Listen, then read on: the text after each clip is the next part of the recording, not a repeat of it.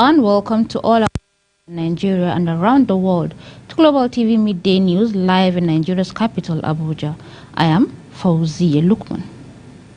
President Bola Ahmed Tinubu will this week depart Abuja for Riyadh, capital of the Kingdom of Saudi Arabia, to attend the Saudi Africa Summit and the Arab African Summit, both scheduled to hold on November 10th and 11, 2023, respectively.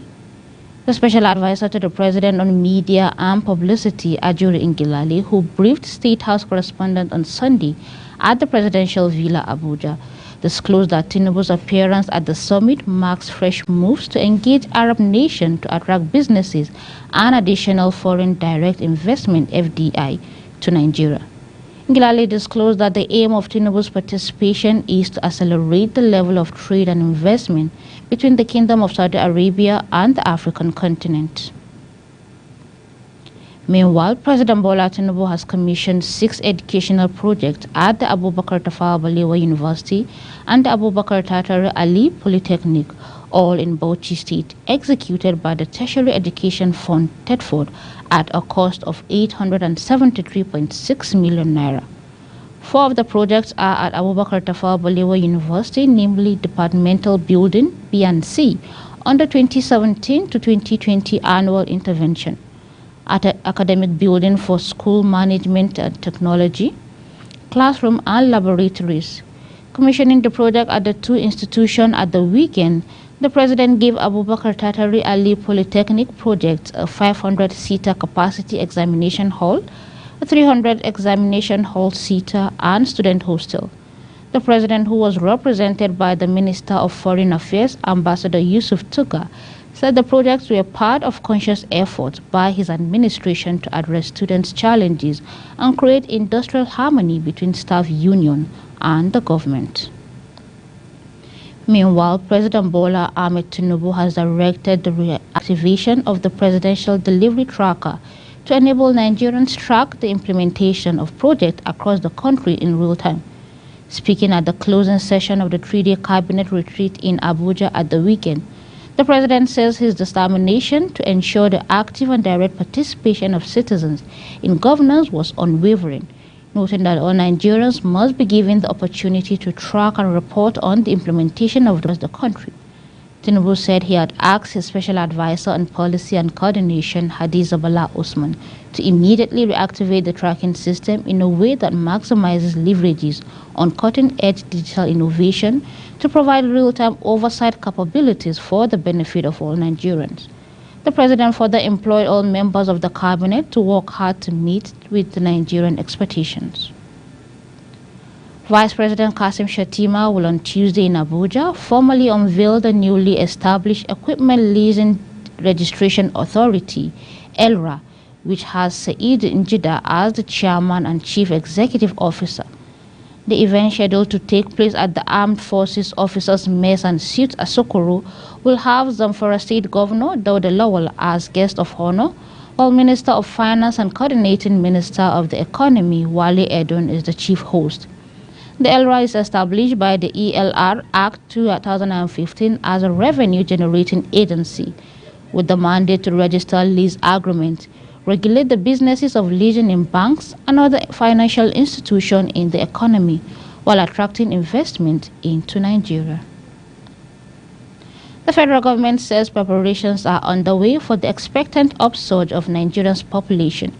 The Minister of Housing and Urban Development, Ahmad Dangiwa, stated this during the commemoration of the 2023 World Habitat Day and World Cities Days held in Abuja recently. With this year's commemoration of the World Habitat Day and World Cities Days themed Financing Sustainable Urban Future for All, Dangiwa noted that over half the country's population was living in urban centers and expected to go as high as 60% by 2030. The minister, who was represented by the Minister of State, Abdullahi Gwarzo, stated that the federal government had called on accelerated action to achieve sustainable human settlement development, as well as to introduce measures to mitigate its impact. Let's turn to the Nigerian southeast, where Abia State Governor Alex Oti has expressed the state's government's determination to build roads that will enhance trade and commercial activities in the state. Oti, who said this on Sunday during the inauguration of the MCC Old Express Road in Aba, also noted that his administration considers building good quality road as critical to improving vehicular movement and giving businesses the enablement to thrive. He disclosed that the government has awarded contracts for the reconstruction and rehabilitation of some roads that are critical to the economic development. The governor says the reconstructed roads was a testament government has begun a holistic restoration of Aba and the state at large. Chairman of the National Peace Commission, NPC, and a former head of state, General Abdul Salami Abubakar, retired, has announced that parties and stakeholders involved in the Imo, Kogi, and Bayelsa governorship elections will sign a peace accord on Wednesday, November 8, 2023. The statement said this will afford them the opportunity to pledge their commitment to peaceful, transparent, and equitable election in their respective states. Abubakar made this known in a statement made available to journalists on Saturday in Abuja.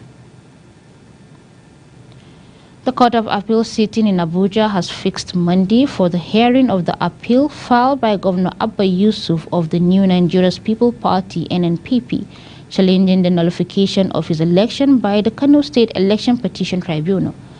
The tribunal nullified the Yusuf election by declaring 663 of his votes invalid, saying they were not signed or stamped by the Independent National Electoral Commission (INEC).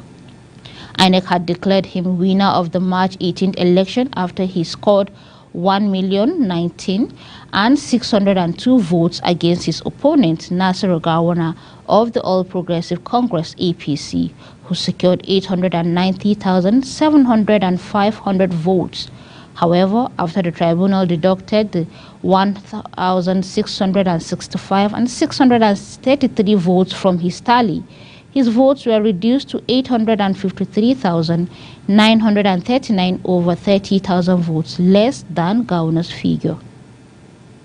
Global TV Midday News coming to you live from Nigeria's capital, Abuja. We are on StarTime channel 276. Kindly follow us across social media platforms using @GlobalTVNG and other handles now showing on your screen. When the Midday News returns, Naira strengthens across forex market amidst move to boost supply.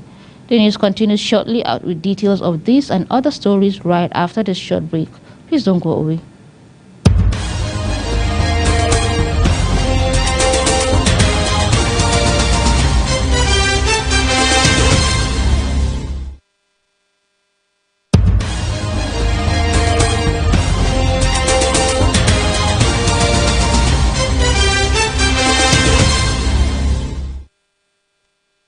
Welcome back to Global Television, bringing you live broadcasts of the midday news from the nation's capital, Abuja.